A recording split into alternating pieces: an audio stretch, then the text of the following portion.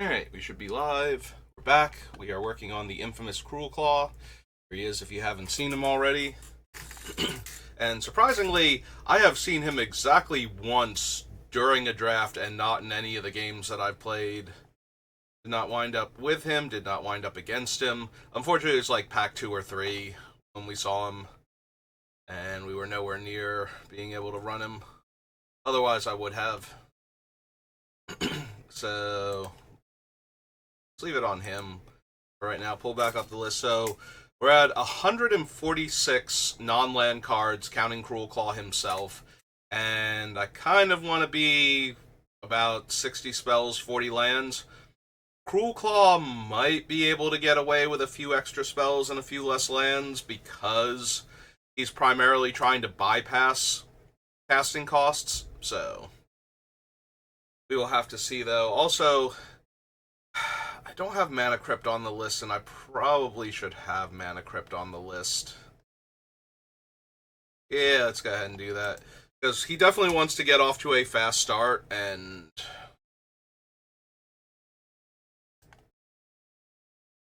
that will require a bit more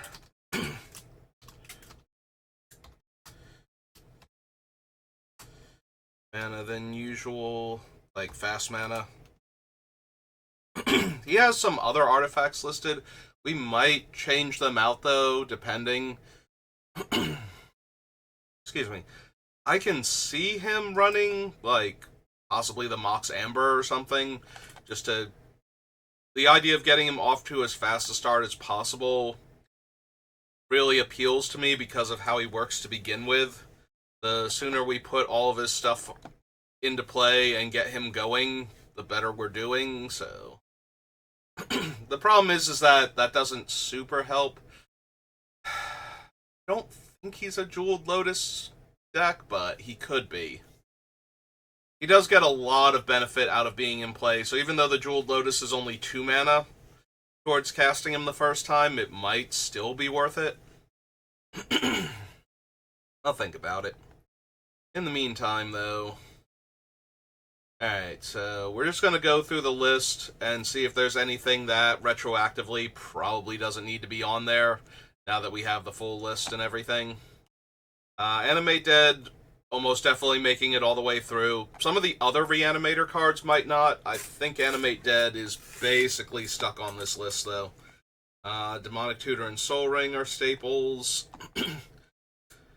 So, for Chains of Mephistopheles, I have to decide if I want to cut this or if I want to cut a bunch of the card draw and then possibly add in more cards that force players to discard, so that way it takes away their options while still letting me do my thing, because as soon as we start using Cruelclaw, we're just going to be discarding what we draw every turn. So, I think that's fine that way. So we'll leave it on the list for right now, but we might cut Chains because of that. Probably going to leave Hellfire on the list for most of this until we decide that we don't need quite as many Wraths. If you don't have Hellfire, so Chains doesn't have a comparable swap. In order to get around not having Chains, if we decide to run it, you basically need to put in the card draw that I'm going to take out and replace Chains of Mephistopheles and any discard effects I add in for the card draw that we're removing to make room for Chains functionality, is how I would do it. So, if we keep Chains in and we add in things like Bottomless Pit and whatever the non-random Bottomless Pit is from like one of the core sets. Bottomless Pit is at the beginning of each player's upkeep, that player discards a card at random. Then there's the non-Bottomless Pit, like the non-random version of it. And then there's Cunning Lethomancer, which is the creature version of that, where Lethomancer also lets you choose, but forces you to discard a card every upkeep.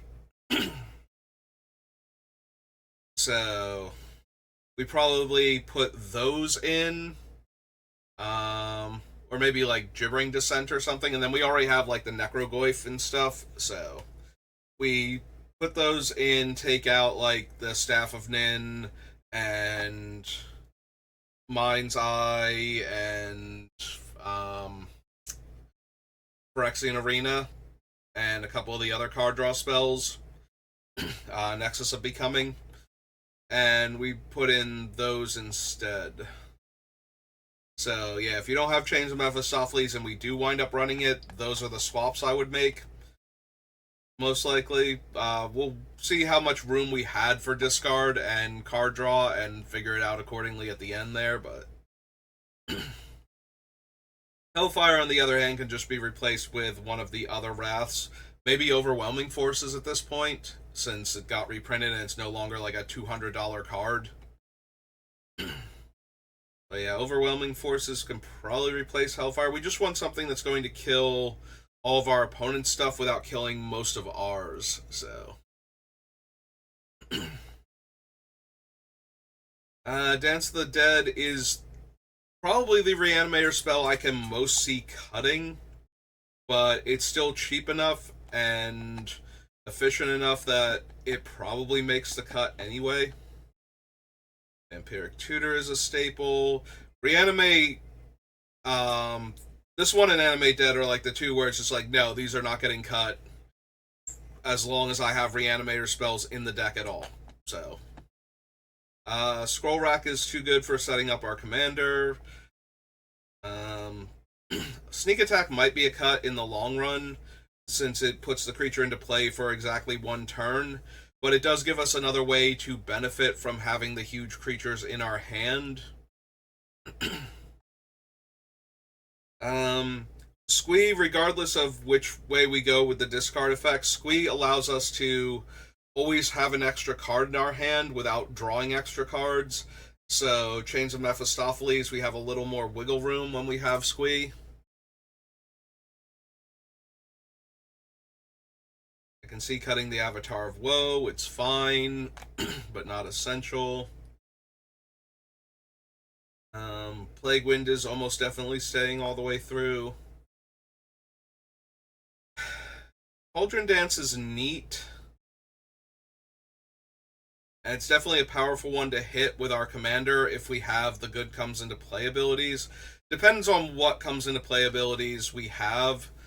Because if we get to put a really strong comes into play ability from our hand and from our graveyard into play at the same time, it doesn't matter that we've hit this off of Cruelclaw, which does work because you can play it only during combat, and Cruelclaw's effect triggers at the, like, before the damage step has fully ended in combat.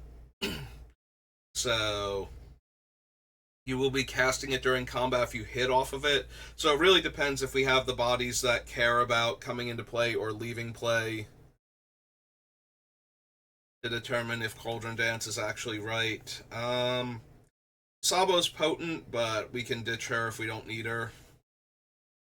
Anger is very decent in this deck. Being able to discard Anger in order to cast one of our scary things, and then Anger's in the graveyard, and I assume with all of our fetch lands, we can find one of the mountains, one of the mountain swamps, or just a regular mountain so that Anger's turned on. Aggravated Assault is helpful in that if we hit some Doomsday thing that we can give haste to, or that has haste because of our cards in play, we can then activate this card and get an extra combat step. So I'm inclined to keep that. Cabal Conditioning, if we hit it early, discards a whole bunch of cards from our opponents. If we hit it late, probably wipes out everybody's hand, barring like somebody who's drawn like 15 extra cards and has a no maximum hand size effect going on. Lightning Greaves definitely stays. Mind Stone probably stays if I'm not using chains, but maybe not. Beacon's a decent reanimator. Ozone is just one of our everything's gone horribly wrong, we need to stop this now. Beacon of Unrest is a very potent reanimator spell that goes back into the deck to be used again later. So that's fine. It can also grab artifacts randomly, which sometimes comes up. It's from a Mirrodin set. Crucible, because we're going to want to keep... First of all, we want to keep being able to crack fetch lands in order to manipulate the top cards of our deck with our other cards. But also, this way we can discard lands to Cruelclaw and still play the lands from the graveyard. So... Grave Robber as our main graveyard hate, top. Manipulate what we have on top of our deck. Mana rocks that we might get rid of. I can see cutting Kaervek. He's definitely powerful. Especially if you sneak him into play early. Because then if nobody has cheap enough removal for him, then they're going to take a whole lot of damage just casting their spells. Or they're going to make somebody else take a whole lot of damage by casting their spells. Notably, Kaervek does not hit the opponent that casts the spell. He deals that damage to any target, so...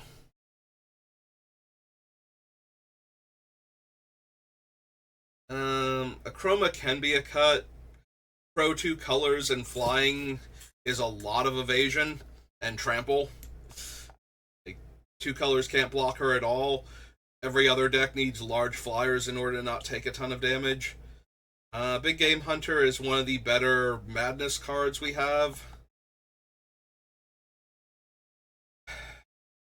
I can see cutting the Death Render, but it's also just really potent to have in play with how our deck is structured. You know, killing my guy with the Death Render on it means that I get to play something else from my hand, which, you know... We're already trying to discard a lot of those cards in order to reanimate them if we can just bypass that entire step. The only downside is we have to successfully attach Death Render to a creature, so if we go to put Death Render on our commander just to make sure that if he dies we still get the free spell, and somebody kills him in response, then we've wasted the equip cost, and given how the deck is probably going to be structured, we might not even be able to recast our commander that same turn, so... Liliana gets to stay right now, partially because of her ability to put a card on top of our deck to set up Cruelclaw, and partially because of her ability to take cards away from opponents. I feel like if we cut Chains of Mephistopheles, we could cut her, though. I think she's doing enough by herself. Wound Reflection is one of those cards that if we cascade into it at the right time, we just win the game. But also, we have a lot of cards where if we have Wound Reflection out and we cascade into them, we kill a single opponent. The Shard of Night, or whatever it's called, from Warhammer and Sorin can both go from... doing a lot of damage to a player to just outright killing them. So... We don't have original Hidetsugu, though, as another... Oops, I just won because I hit Wound Reflection off of our commander, or the Wound Reflection Demon from Battle Bond. I know it's an Archfiend, I forget which one it is. Agony, Sorrow...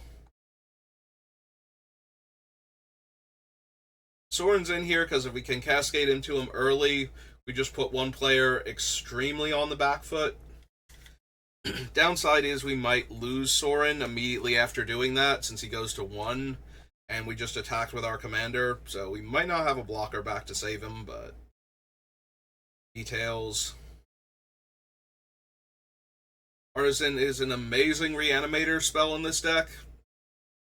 Because it's a cast trigger to reanimate... So a lot of the other animate effects, we can't, if we have an empty graveyard and we cascade into one of them, it's just a dead card, because even if we discarded a creature in order to cast it, that creature would not be in the graveyard in time to be a valid target for the spell. So you have to choose the targets and announce the spell before paying the costs.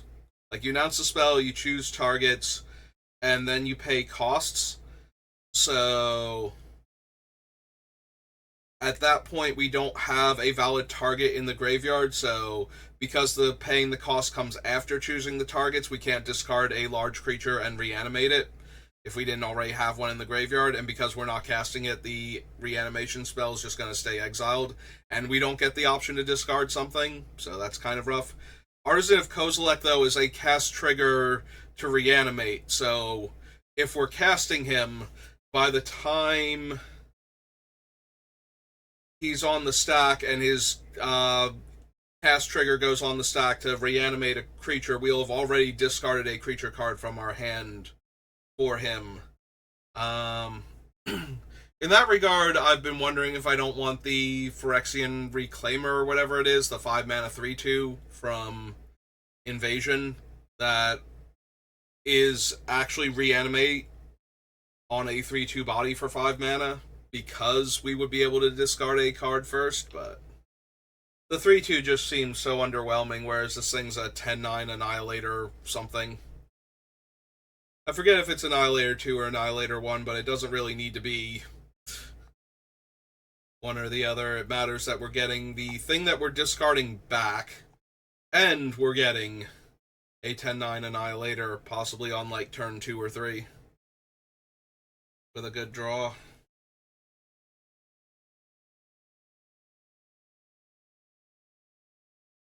We're keeping Ulamog because cascading into an Annihilator 4 in the early game is basically the end of the game.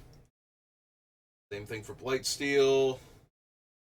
Jack, hello, welcome back. Into the Core is going to be one of our artifact removal spells. We'll double check and make sure. Do I want Cage Sun at all?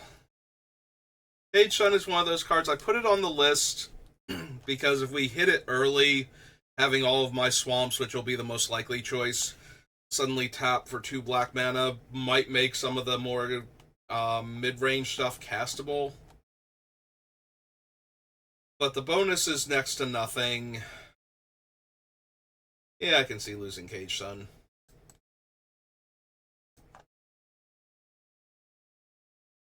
Karn's definitely staying. Sholdred's definitely staying. Orabrask might go. So I kind of forgot that Charmbreaker Devils doesn't just cast the spell randomly. It returns it to your hand instead. We can probably lose them also. They're, like, way less impressive than I was thinking they were. I don't know why I thought they cast spells randomly from your graveyard, but...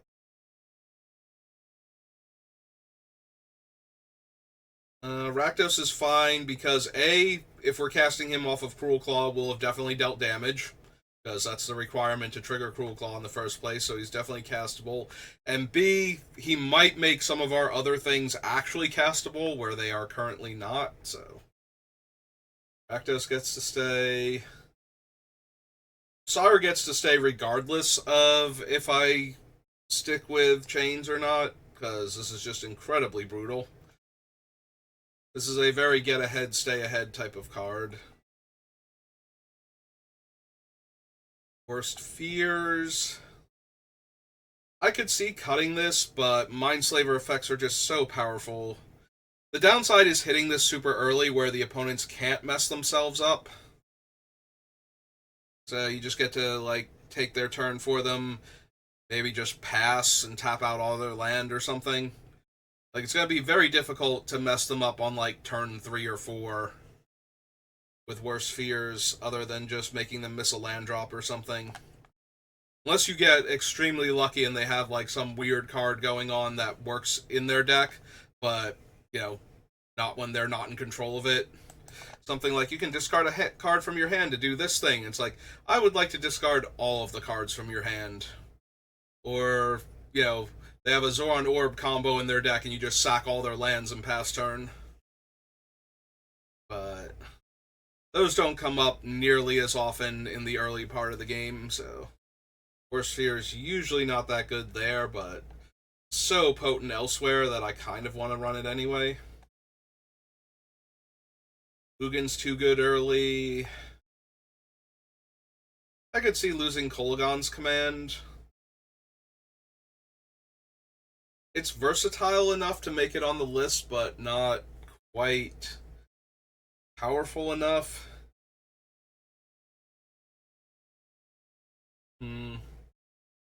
Maybe.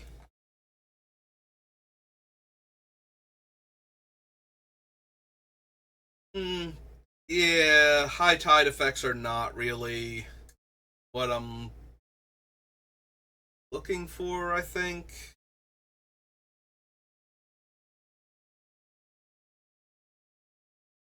Like if I was going to go for a ritual effect, I'd probably go for an actual ritual like Dark Ritual or one of the red ones. One of the cheaper red ones, like 1 mana, maybe 2 mana, but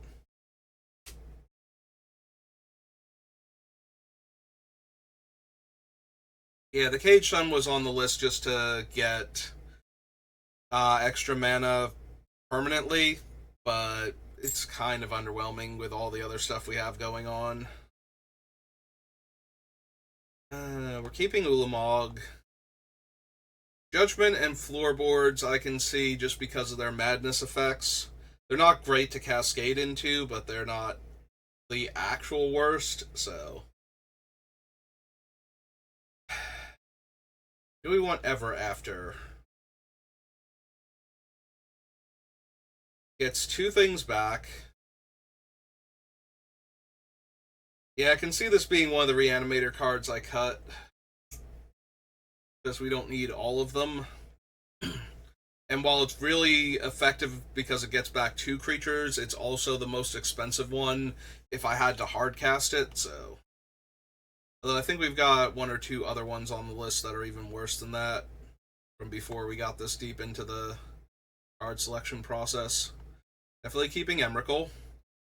Demon of Dark Schemes I like in this deck. Earhulk's fine. Archfiend of Ifnir is just putting -1/-1 counters on our opponent's creatures every turn. That being said, we probably don't need Faith of the Devoted. That one's less impressive. It's more that I care about gaining the 2 extra life every turn than getting everybody dead just a tiny bit faster.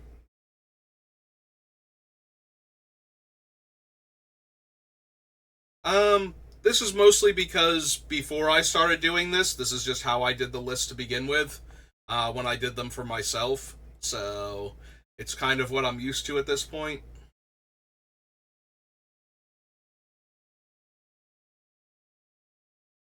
Do we want Liliana? I think we want her over Ever After, because she gives us more options and costs less mana to get set up.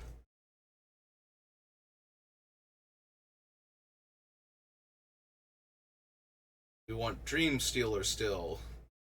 This one's on the list because we can reanimate him as a 4/4, but he costs 6 mana to do that, and I don't think we're going to have the mana. It was nice to have a creature that we could throw away that we could bring back later on our own, but I don't think the deck really cares about that.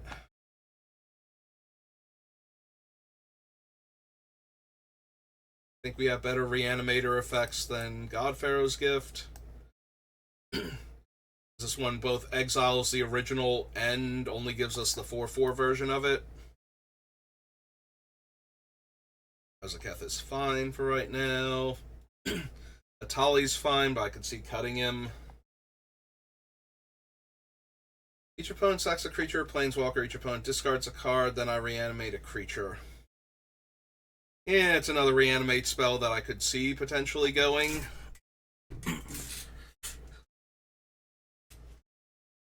Alright, Bolus's Citadel is definitely fine. Ilharg is fine for right now. Excuse me. Aldrin actually looks good in the deck if we can set it up properly by discarding enough stuff. Might take a little while to get it going, though. We need, like, 4+ creatures in the graveyard in order for it to be... Well, if we get 5, it's 2 black, so I guess we need 3+ creatures, get it down to 6 mana.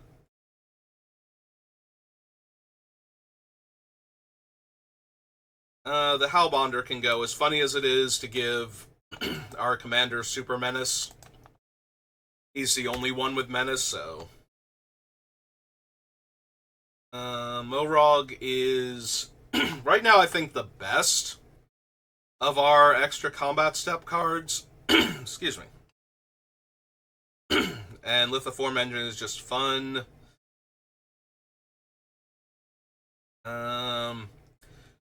Tibble is really strong early on and decently strong later, and if we draw him, we can cast him if we want to. Varagoth lets us boast mid-combat in order to get the card on top, so that's fine. Flame Painter lets us cast some of our more expensive spells if it can connect.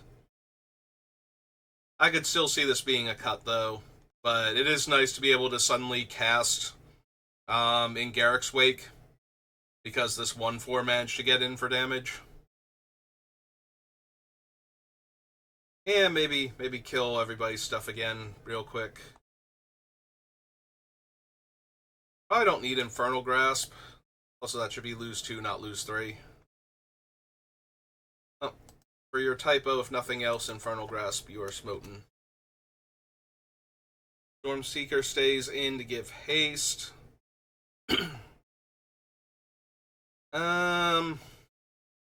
Do I care at all about Hidetsugu? Like, yeah, he can deal a lot of damage with his activated ability, but there are other cards that would let us do that damage for casting the expensive spells rather than not casting them, so. Shinji stays. Cruelty of Gix is a tutor and a reanimator, and sometimes a targeted discard spell. Yeah, we'll figure it out when we figure out all the different reanimators, which ones we want to keep, or all of the different tutors, if it's good enough by itself. Definitely want to run Leveler, definitely want Portal to Phyrexia. Archfiend of Shadows is fine as a reanimator card, especially if we can back up onto Cruelclaw and Attorney's gonna hit. Reach is just too strong. Hoarding Broodlord's really powerful. Virtue is fine. Akhlazotz can go if we get rid of a lot of the other discard effects, otherwise he stays in. Just making the bats or drawing extra cards, both really good. Probably don't need this Rakdos. If we hit him early on, he's guaranteed to draw us 2 cards, but that's great. Extra cards are always fine, but not really what we need. Bane Ripper is fine, but I could see cutting him. Hostile Investigator gives us a clue every time an opponent discards a card. Or every time a player... I'm sorry. That's why it's in here. Every time a player discards a card, once per turn, I can make a clue. He makes each opponent discard a card when he comes in, but if I'm discarding cards, I still get the clue tokens, so... Maybe I don't need Nexus. Like, it's fine, but... I'd rather have the full-size creature, and I can do that with a lot of the other cards in our deck.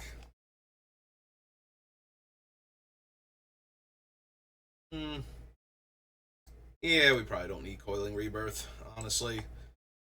All of our other reanimation spells are a bit better. There's only a handful of creatures where having a 1/1 version of it would be anything, let alone something actually good. Grim Tutor, Crystal Ball stays for right this second. And Inferno Titan's probably only okay. We have better stuff to reanimate. We're up to 12 cards now. Staff of Nin, maybe. Rise of Dark Realms, maybe. Cavalier of Flames. I can discard X and draw X, and I get to choose the cards I'm discarding, so I don't have to give up a reanimator spell to discard a reanimation target.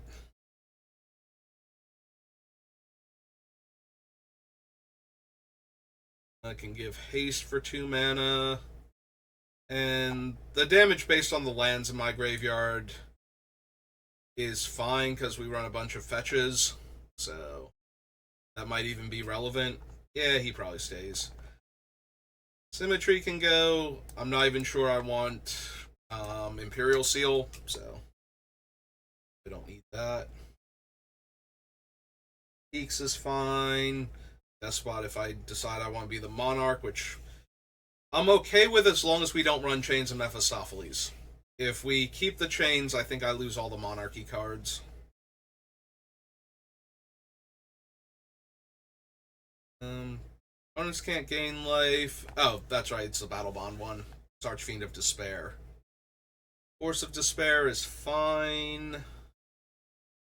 Crown of Cruelty is great. Probably don't need the Brainstone at this point. We have enough other ways to manipulate the top of our deck that aren't one-shots.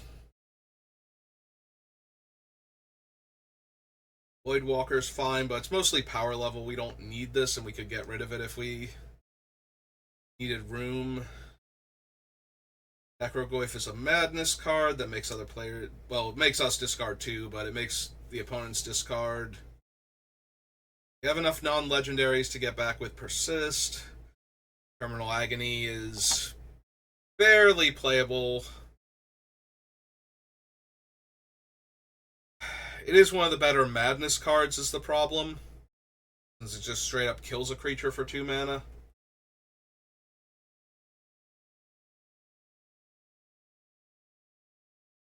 Nation is too much value, especially in the early part of the game. Emrakul, Ulamog.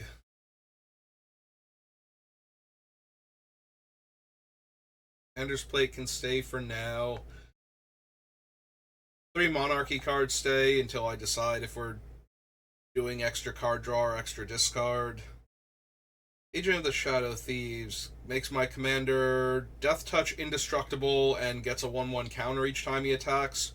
As long as he attacks the opponent with the most life among opponents. Which I am A-okay with at that point. Like, oh no, he has to attack this player specifically in order to gain it, but he's also Menace, Death Touch, indestructible, and now a 4/4, so, good luck with that one.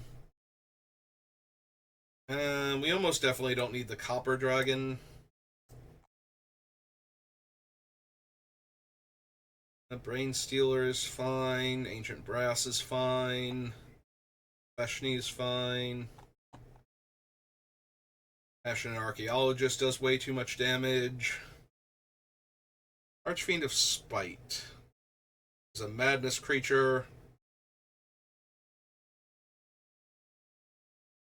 Decent one. Bone Miser we're going to be able to trigger constantly, so probably worth it. The only downside is that if we discard a land, we have 2 black mana during our combat damage step, so that one's kind of non-functional, but getting to draw a card or make a 2/2 zombie is usually good enough, and we normally want to discard creatures to this effect, but there will be times where we're discarding a spell instead, like instant or sorcery, most likely. Yeah, we don't really need the Thieving Amalgam. It's fine, it's not essential. Magic Sorcerer is fine. Shadowgrange Archfiend is fine. Sinister Waltz can go. Just 2 mediocre. I'd rather have Ever After than that one, so. Fourth the Tempest is fine.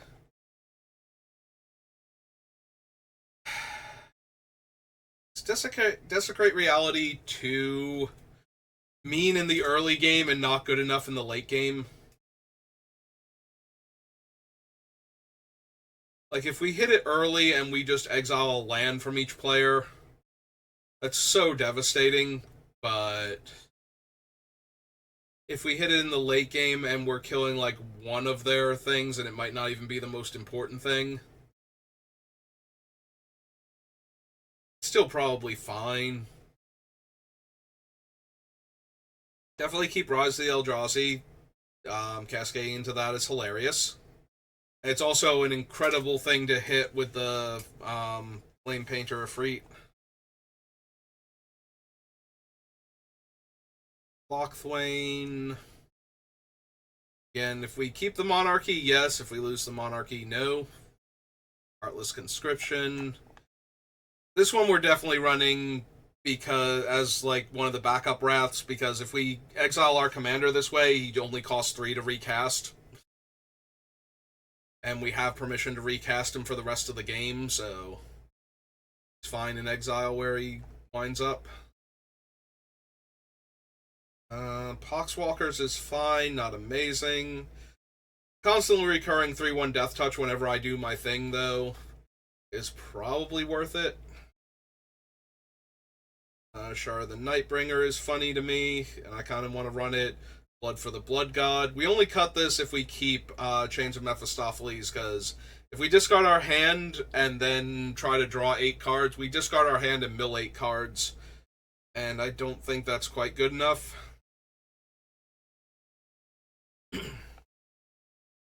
Maybe it still is. Like, Chains is only 1 card, and if we're running all the other discard effects, suddenly having 8 extra cards in my hand might be worth it. 5/5 Menace. Gets a counter and deals 3 damage every time I cast a spell from anywhere other than my hand. And when it dies, it deals damage equal to its power to each opponent. Yeah, I kind of want to keep that. I could see losing the Empress of the Moon, but we do have a few effects where having some extra token creatures running around would not be terrible. Magar is just hilarious. Magar is the other way we cast our instants and sorceries that we've discarded, and yeah, definitely want to keep him. Alright, so those are all the cards that are obvious cuts. If we copy Mana Crypt, that's 18, so we had 17 cuts. That's a nice even number. We get to go down to 130. Now we just need to cut half the cards on the list, and then 10 cards after, or, well, 10 cards, then half the cards on the list, and then we're done. Hooray! We are getting there.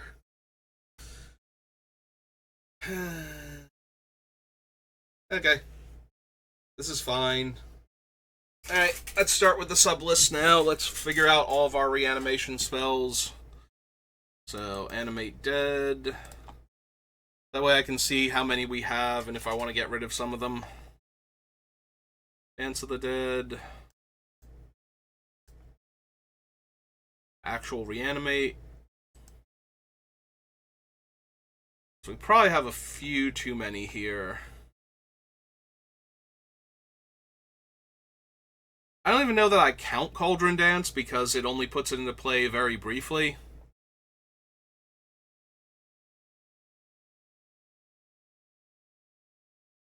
Well, Conditioning, Lightning Greaves, no. Beacon of Unrest, yes.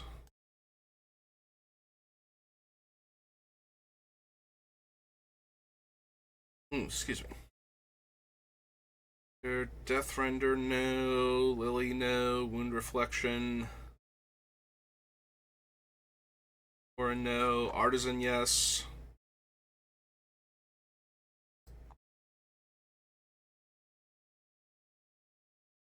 Core, Karn, Sholdred, kind of. She doesn't immediately reanimate, but she's definitely in here to keep reanimating stuff, so I suppose we consider her for that. The Soul, Rakdos, Lord of Riots, no. Vandal Blast, Sire.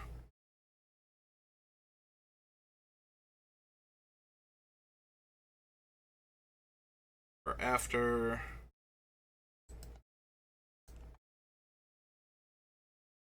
Demon of Dark Schemes, technically yes, although I was gonna say he's in here to be a board sweeper for little things, but no, he's definitely in here to be a reanimator also. So yes. If near, Death's Majesty is a reanimator spell.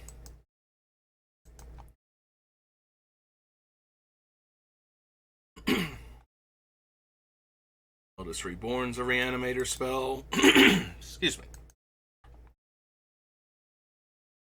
was hard, but Devil. Cauldron is reanimation. Yeah, we've already got 11 different reanimator spells. I can't imagine all of them need to be in here. Junji's a reanimator. Cruelty of Gix is a reanimator. Phyrexia, yes. Priest of Shadow. And Breach the Multiverse. Although Breach the Multiverse is in there to reanimate lots of things all at once. Yeah, okay. It's reanimating a lot of things all at once. And milling to make sure there's good reanimation targets. Virtue of Persistence, yes. Pain Ripper, Investigator, Cruelclaw, Seal, Tutor, Rise of Dark Realms, yes. 17 now. Archfiend, Force of Despair, Archon, Voidwalker. Not really. I can cast one of the spells that he's exiled for free, but it's not really what he's all about. He's mostly about stopping our opponent's reanimator effects. Persist, on the other hand, it can't hit me, so I don't count Crabomination. Even though it can randomly hit something in a graveyard and then reanimate it for me in the most roundabout way possible.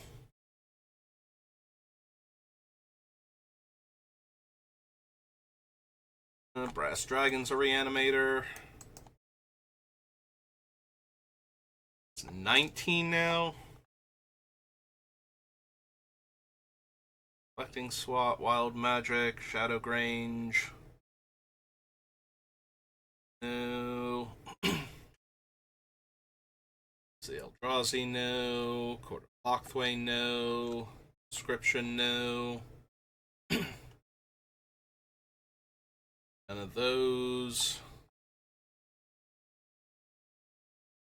And Magar is the weirdest one in that he can reanimate my instants and sorceries, but I don't think we actually count him for that purpose, so. Alright, so reanimation. And animation. Superfluous A's. Animate dead. Hence. Actual reanimate. Beacon. Artisan. Sholdred.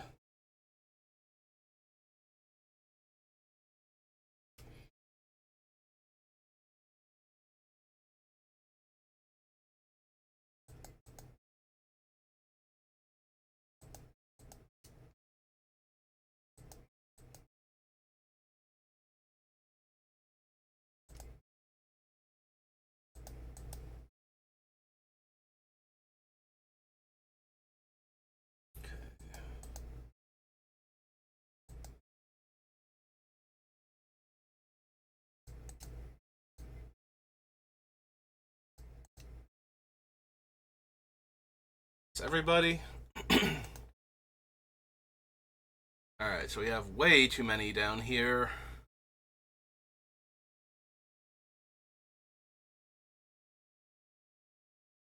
Alright, so the biggest ones to keep are the ones that are either cheap enough to be cast on their own or that are really potent to cascade into. If they're not cheap and they're not good to cascade into, then we kind of need to get rid of them.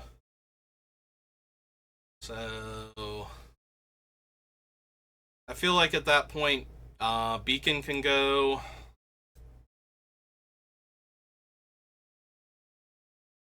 Ever After can go.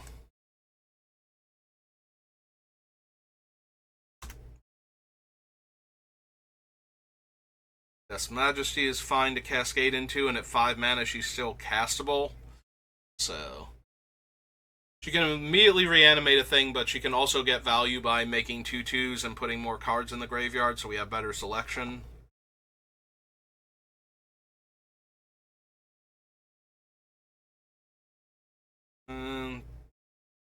Do I want the Eldest Reborn? Probably not at this point. Like, it's fine, but it's an edict, and then it makes them discard a card of their choice, and then it's a reanimation spell. So it's very slow at being a reanimator spell, and I have enough removal, I think, where I don't need it to be removal, so it's a decent value card, but that's about it.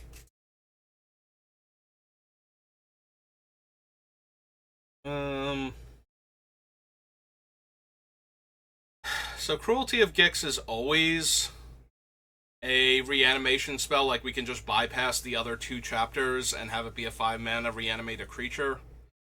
If we wanted it as a tutor, it's fine for that too.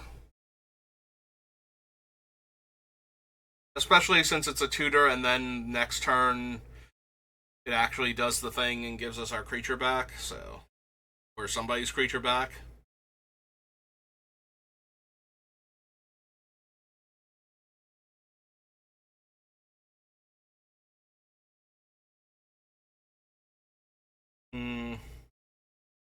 Wonder if Archpriest of Shadows just isn't quite good enough.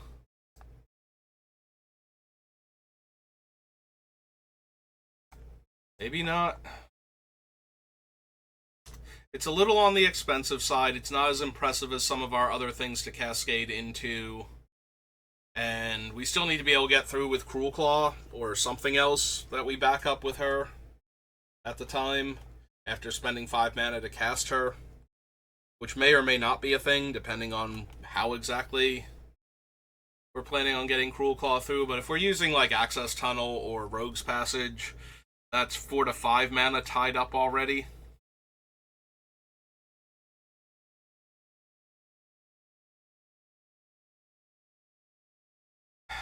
Definitely want to keep the ones that just become permanent, animate a creature every turn thing, so Virtue of Persistence alongside of Phyrexian Portal and Original Sheoldred.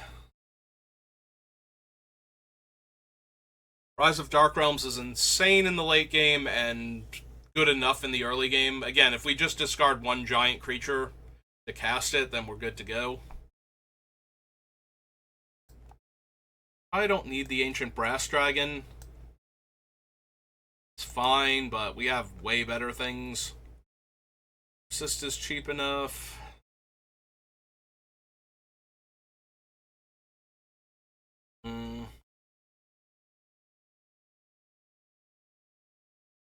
Right now we have 1, 2, 3, 4, 5, 6, 7, 8, 9, 10, 11, 12, 13, 14, 15. 15 reanimator spells. That seems high.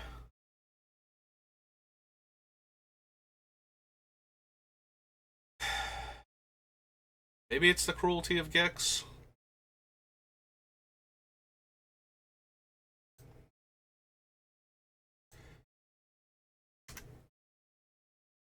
Six off the list. We're down to 9 or 13 cards now. Cards. I forget now. We're at 9 cards cut, and that's the more important number for me to remember right this second. Maybe it is Dance of the Dead. We have Animate Dead, Reanimate, and Persist as super cheap reanimator spells.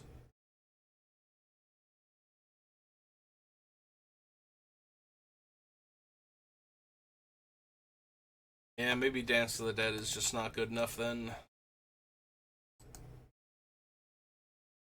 The extra mana required to keep untapping it every turn is a bit much. Deck that's probably going to be a little light on mana.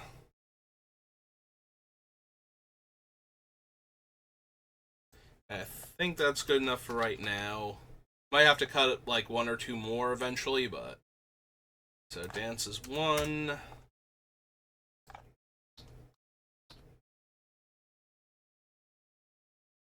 2.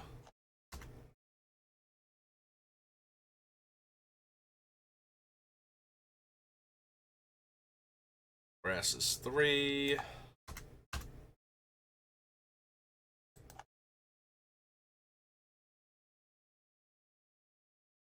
East is 4.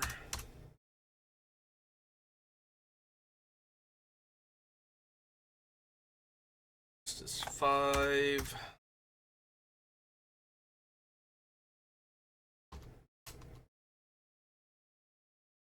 After 6. And beacon 7. Alright, so cross all those off the list real quick.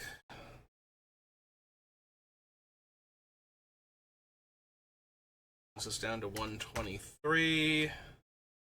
Not 132, 123.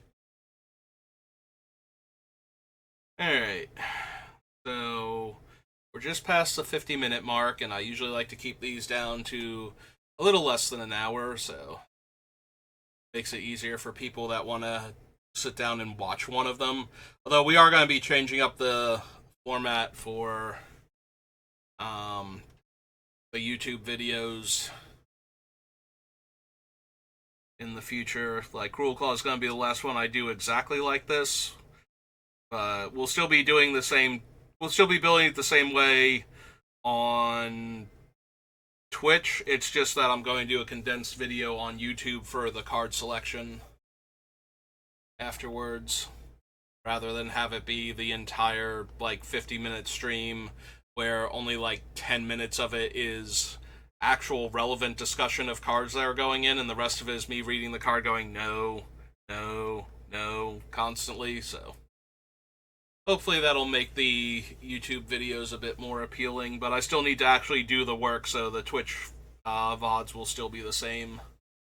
But yeah, it's going to do it for me for right now. I'll be back on in a little bit, drafting Bloomborough. In theory, but we were doing it in theory last week too. The one game store that I play at that's not really getting product in anymore, they still have enough Bloomborough left over from the pre-release that they can do a draft. So if enough people show up, they will host a draft for it. And the problem is, it's been like since week 1 of Thunder Junction that they've had that scenario, because they sold out of Modern Horizons 3 the day of the pre-release. So, like, they didn't even have enough to do the second. They usually do like a Friday morning and Friday afternoon, and then like a Saturday one. They didn't even have enough product to do the Saturday one, let alone. Technically, they ran out during the Friday one at the very end. So yeah, so it's been since Thunder Junction that they've had enough left over to actually run a draft. So. And because of that, not enough people that like to draft there have been showing up. So it's kind of a death spiral at this point, but I really want to play with the set, so I'm hoping. So we'll try, but yeah, I'll be back on drafting for a little bit before I go to do that. So thank you for watching, and I will see you next time. Have a good rest of your day.